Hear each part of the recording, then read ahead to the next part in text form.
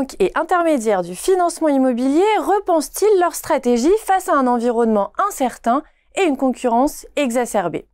L'assouplissement des conditions de financement depuis 2024 a ravivé les transactions et relancé le crédit. Mais cet élan pourrait n'être qu'un sursis. L'instabilité politique et le poids de la dette française accentuent déjà la tension sur les taux longs. Avec à la clé un accès au crédit qui pourrait se resserrer à nouveau. En parallèle, les marges des banques sur le prêt à l'habitat restent comprimées et leur modèle de conquête s'essouffle. Taux bonifiés, décote pour les logements performants, assouplissement des critères d'octroi en dehors du CDI. Des leviers qui pourraient vite céder la place à une approche plus sélective ou à des offensives ciblées, d'autant que l'intensité concurrentielle, elle, ne retombe pas. En témoignent les ambitions de Revolut qui prévoit de lancer une offre de crédit immobilier en France dès 2025.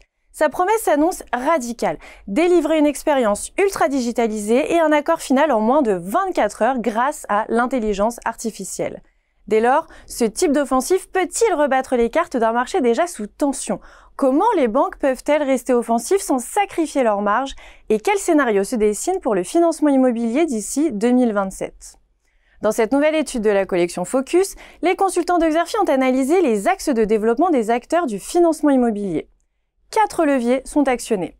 L'IA devient tout d'abord un levier clé pour accélérer les délais et réduire les coûts, à l'image du conseiller augmenté de meilleurs taux.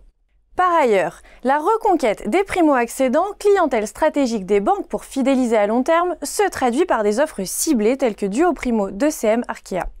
Parallèlement, les crédits responsables gagnent du terrain, avec des produits à impact comme ceux du crédit coopératif ou modulés selon la performance environnementale, à l'image de la Banque Postale. Enfin, les banques renforcent la logique servicielle en intégrant conseil, assurance et immobilier dans les modèles globaux, à l'instar de la Banque Immo du Crédit Agricole. Au-delà du décryptage des stratégies des acteurs, l'étude passe au crible les acteurs clés du marché en analysant leurs performances, leurs offres de financement immobilier et leurs stratégies dans ce domaine. Elle dresse également la cartographie complète de la concurrence du secteur et met à disposition de très nombreux chiffres clés ainsi que des prévisions de marché exclusives d'ici à 2027. Pour des informations plus complètes sur cette analyse stratégique, vous pouvez télécharger le document de présentation qui se trouve à côté de la vidéo.